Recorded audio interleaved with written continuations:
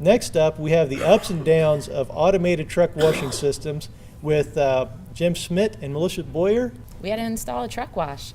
In 2009, our Department of Environmental Protection put in their stormwater regulations. They said that after March 1st, we had that all highway agencies shall manage any equipment and vehicle washing activities so that there are no unpermitted discharges of wash water to the surface or groundwaters of the state. So up until that point, we were washing our trucks in the yard, and that wasn't going to do it. So we had to construct some dedicated wash bays where wash water is treated and discharged into municipal sewer systems, meeting the water quality limitations of the governing authority. And we also had to make sure we removed all the solid accumulations of salt on the equipment when we were working with snow removal equipment. So we started by hiring a consultant who did a study for us. We looked at both manual and automated systems. We looked at existing facilities in the state. Lakewood Public Works had a system up and running. The New Jersey Turnpike Authority was building something, and we had a manual wash bay of our own that we took a look at. They looked at water reclamation systems, they looked at water processing equipment, and the discharge requirements of different sites. Then they evaluated the facilities that we had. They looked at the buildings, if they could renovate or if we'd have to build new, and found facilities that had the infrastructure to support this. Then they did the life cycle cost analysis. They found that if we had the wash bays and the buildings available, it was better to go manual. If we had to build a building, we might as well go with an automatic wash. So just an idea of what the costs were to build this, and this didn't include buildings or service upgrades, it was just the wash equipment and the filtration systems. Just as a note, if we wanted an automated gantry system, it would only have a 7 to 10 year lifespan, whereas if we went with a drive-through, it was longer with 15 to 20 years. So pretty much the study recommended that, if possible, we share services. So work with Lakewood, work with the Turnpike, and also in the South region, we had that way we wouldn't have to build facilities. We could use something that was already existing. We were to retrofit facilities that had the sufficient space for the manual bays, and then do new building construction where we didn't have the facilities, and to use an automated drive-through system there. So we decided to start with one system in our headquarters in Trenton, and they estimated that would cost us about $1.2 million. So this is what we built. Remember that $1.2 million price tag, because we'll explain more later. So what was decided upon was that we were going to build a building that was 30 foot wide, 85 foot long. It was going to be a metal combination between block wall and metal top building. The eaves should be at least 18 foot tall, so this way here the majority of the trucks could raise their bodies without any interference. The wash bay width the entire building is 20 foot wide, but you'll see once you get into the interior of the building, it shrinks up when you start going under booms and things like that. Initially, the study was that there was going to be an 8 foot wide mechanical room to hold all the stuff on the side of the building. As you can see from an as-built picture, it didn't work out that way, largely because, we'll talk about those cost overruns that happened along the way. And that the building would be heated with infrared tube heaters within it. It would be a high-pressure, touchless, no-brush type car wash or truck wash. We wanted to be able to data log every vehicle that came through there, so this way here we could give reports back to EPA, DEP, etc. Because we are also under a state administrative consent order that we have to abide by as well. There would be parts of it that were manual, so this way here, if you had heavy caked mud, you could go in there with water cannons and blow some of the mud off and all that heavy salt that might be laying on frame rails, things like that. Then there would be a 3-arch boom system that would be part of the automated system that the vehicle would go through. Big dust was undercarriage wash. Nobody ever washes underneath the truck. We all know that after a snowstorm. So we wanted this wash to get all sides of the vehicle. Of course, we wanted to manage our water that was going out, so water had to be filtered, all that recycled, managed. We also had to discharge a certain amount of water when the salinity gets to a certain level, that, of course, during the winter. So there had to be an automated system to take care of that for us. And at the very end, do we want blow dryers? Do we need them? So, we wrestled with that one up front because, let's face it, the majority of the stuff that goes in the dump body, the water leaves with the truck. It doesn't stay into a truck wash. So some of the key things, what we decided to do is, hey, we already have a Asset Works fuel system. Let's turn the truck wash on with it. This way here, if you have authorization to get a truck wash. You go up there, you do your normal thing, the door opens up on the truck wash. We document that you were there. If we find that the building was damaged 30 minutes later, we know who was there. The other thing on the right-hand side is the controller that's actually controlling all the pumps, all the booms, everything within the system, and that's all programmable. When you first come into the truck wash, there's two different stations. There's a low pressure, high flow hose, which is basically a fire hose. Now, if you notice on the wall, if you can read it, it says high pressure water.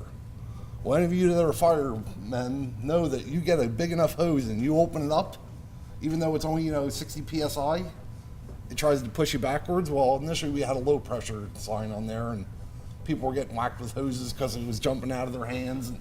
So we decided to change the sign to high pressure. Pressure washers in there, steam cleaners.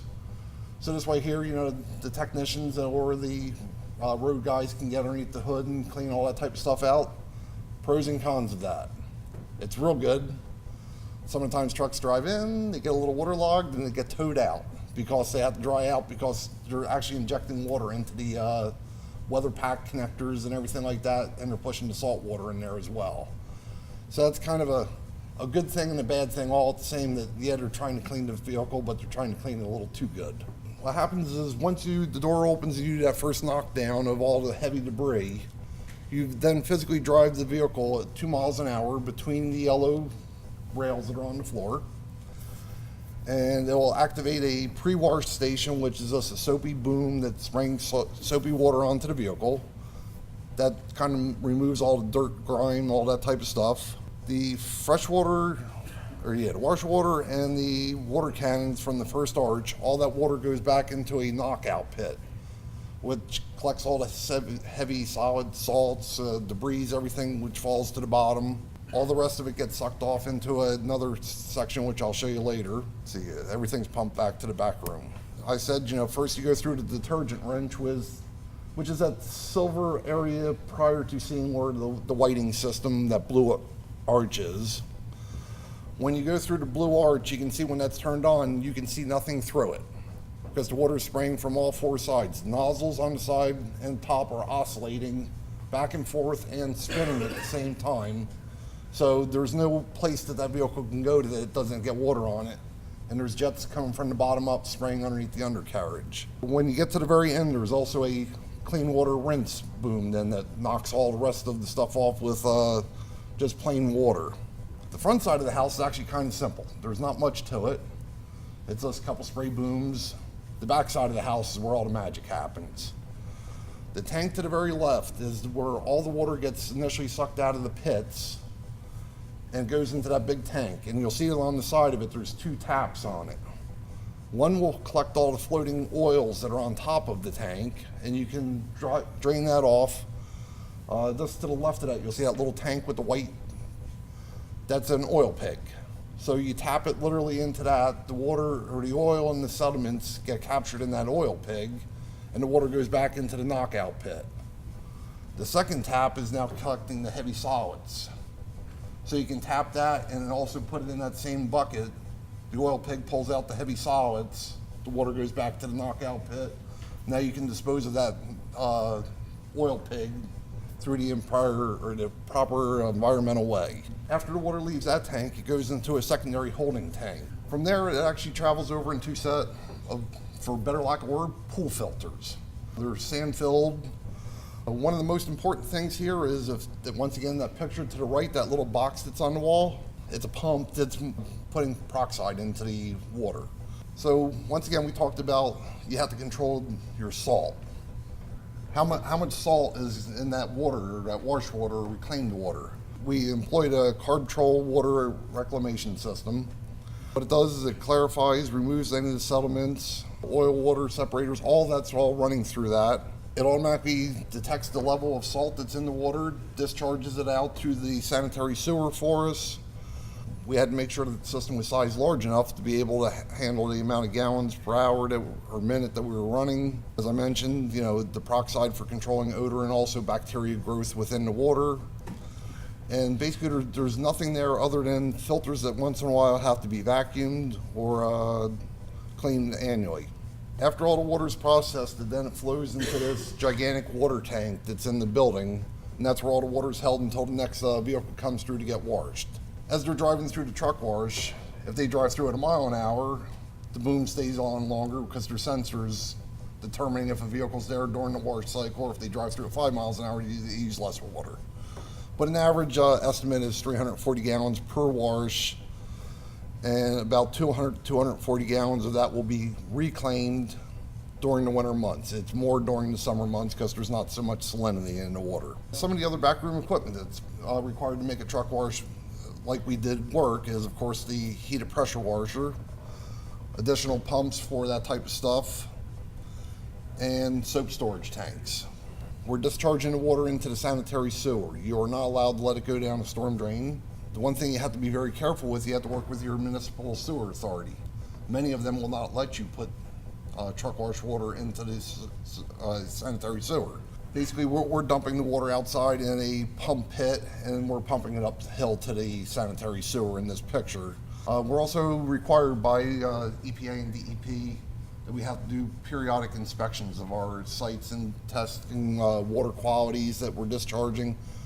Our environmental group takes care of that for us because, once again, that's not our core function. Some other basic things that you're going to need to maintain this thing.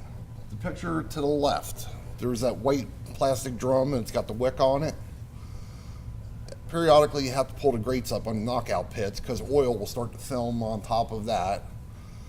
And you plug it in, the wick goes in. Well, the very first time we used it, we were horrified to almost like throw the drum in the pit because there was no cable. And the drum, of course, is on wheels, and you're rolling along the edge of the pit, and all of a sudden it tries to go over the edge.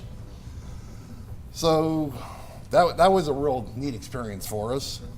The other thing you need is a Vector truck because you are going to get heavy sediments eventually in that knockout pit, the salts, the debris that you're going to have to suck out, and that has to go through the appropriate disposal as well. That you just can't throw that waste in wherever you want to throw it.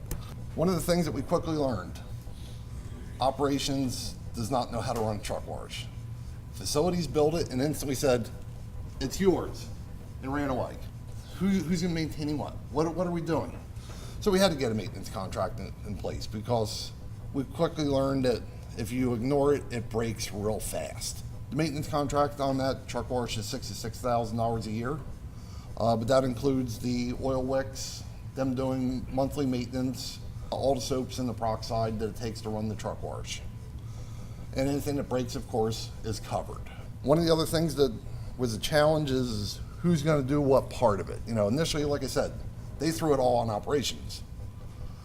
Well, how do I monitor wastewater? I don't do that.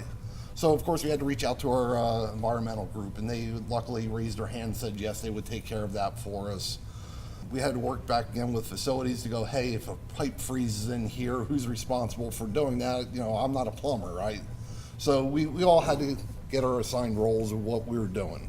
The other consumable, of course, is water. And as you can see, the numbers can be quite large during winter months. You know, we have 187,000 gallons of water during the one winter month, or period, should I say. Usage. So the truck wash has been open since 2015. A total of 1,277 trucks have went through that truck wash. Now it is centrally located within the state, so of course Central Region has the majority of the trucks that went through it at 907 trucks. North Region, we're currently waiting for a truck wash to be opened up there that's being built, not by us, but by a private entity, and we're planning on utilizing theirs. South Region, only a third of their trucks come up to the Trenton truck wash. The other 2/3 of the South Region go to the Atlantic County's Utility Authority, which is basically a garbage dump to build a truck wash so they can be in compliance. The beauty is we pay them $35 per wash. We have no headaches, we have no nothing. It's on them to maintain it. Benefits of the truck wash. There is some great benefits here.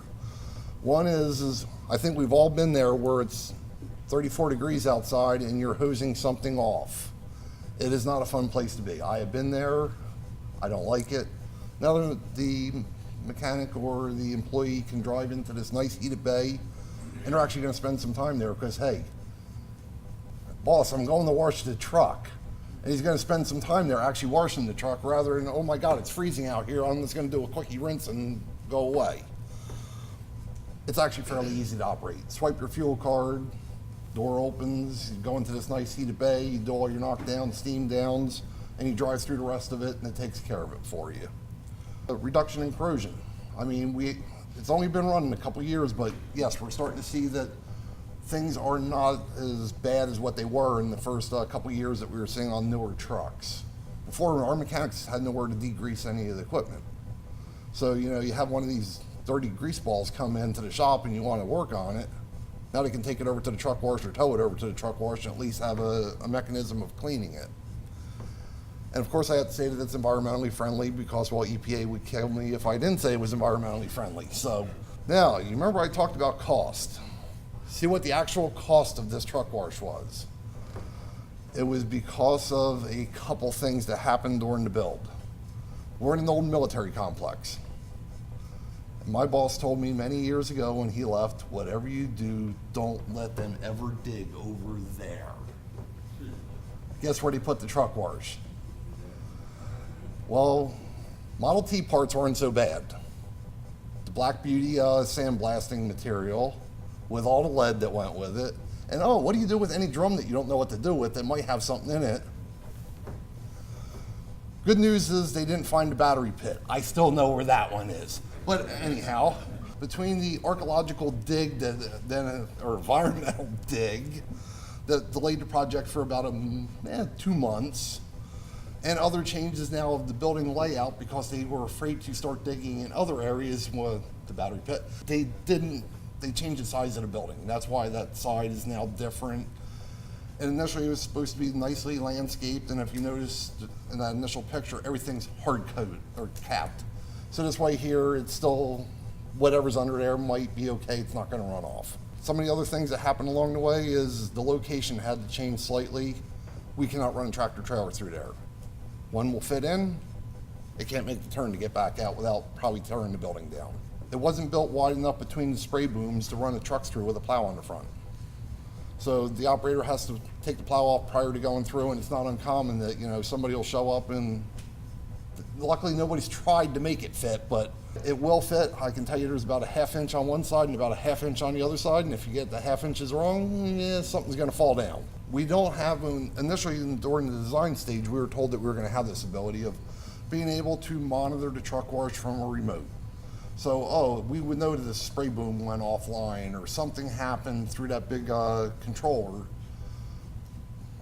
So it just turned into a nightmare that, you know, we're getting phone calls and we have to send people down there to even look at it to go, oh, what's wrong with this thing? Hey, the guy forgot to turn it on this morning and the doors are still in lockdown mode. Lack of maintenance, of course, quickly, made downtime for the truck wash. If you don't do your due diligence at that very first knockdown area in the beginning or the high pressure water area, trucks can tend to go in dirty and come out dirty because this high pressure water really doesn't do a real good job at taking that fine film off of a vehicle.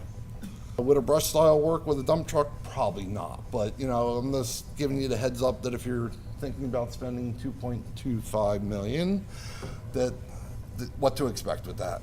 We initially wanted to have the truck wash open 24/7 anytime because, hey, why not? Our fuel pumps are.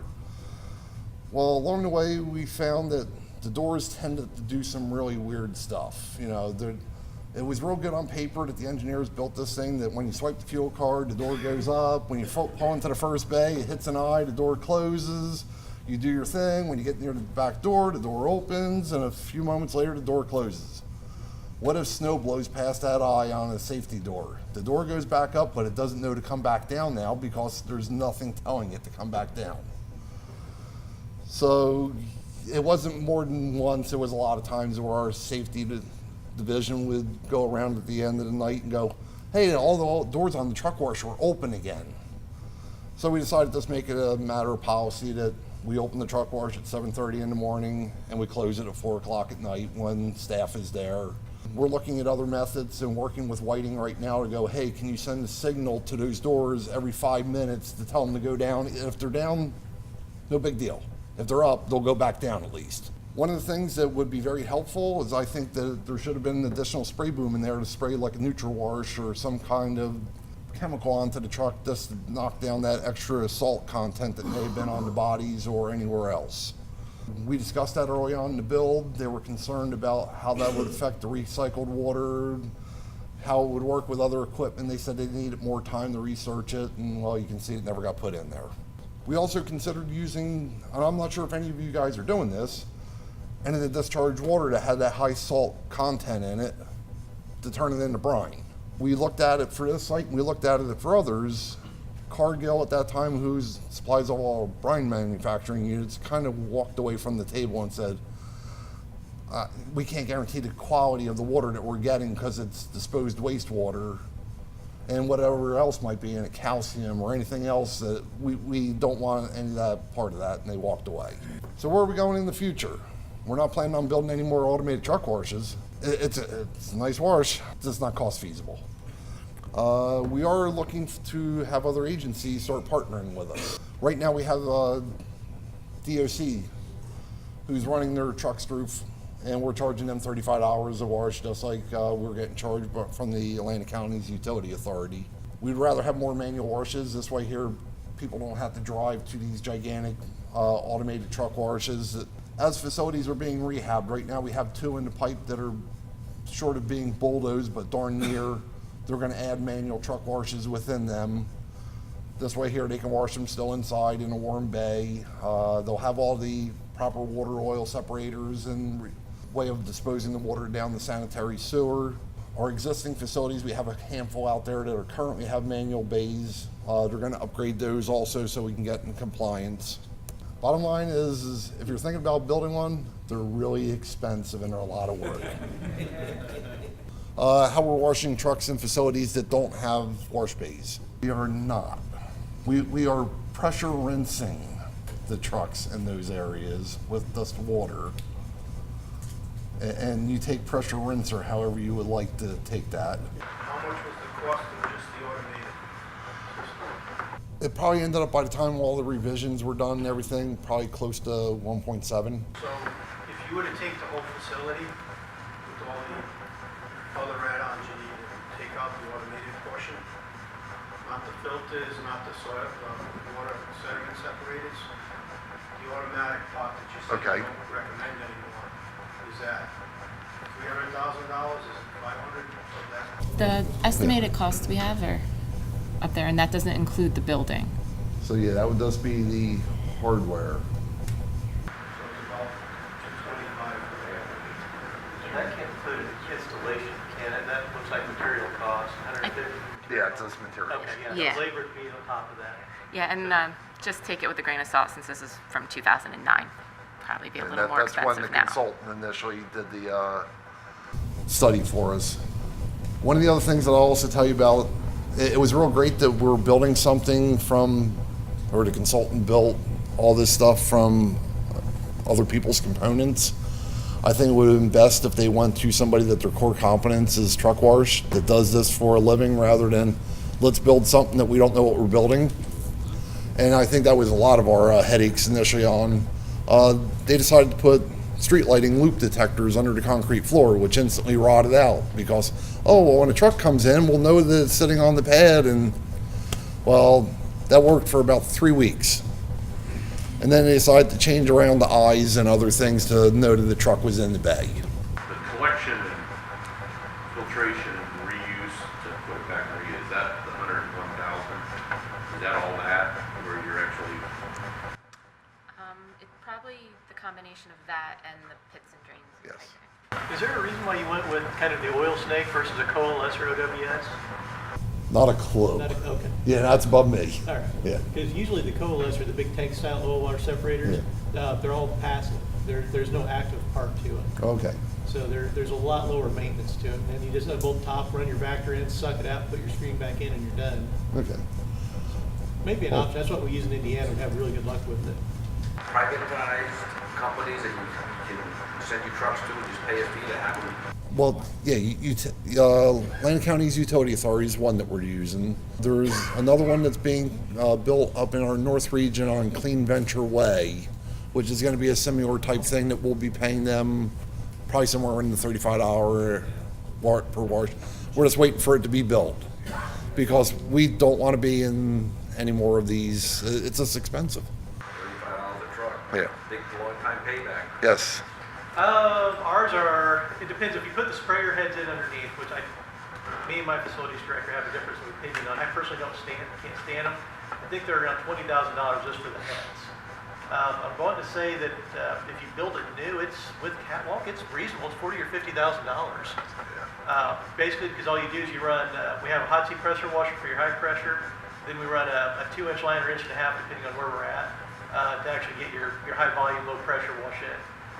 Then we run fiberglass catwalks on each side, so that way the guys can actually get up and shoot down instead of always, at 6-7 foot. You don't really clean the truck, so we want to get them up so they actually shoot down and clean off top frame rail, be able to come back and go bottom up, and then everything drops into a pit like what you have.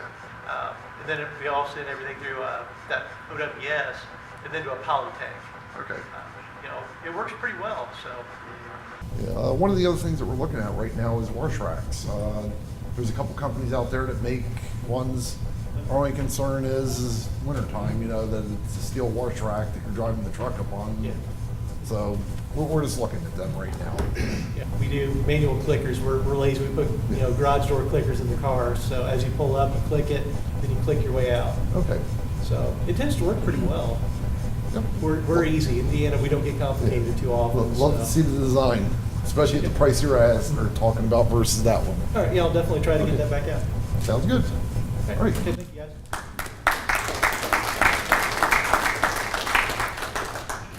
Produced by the National Center for Pavement Preservation.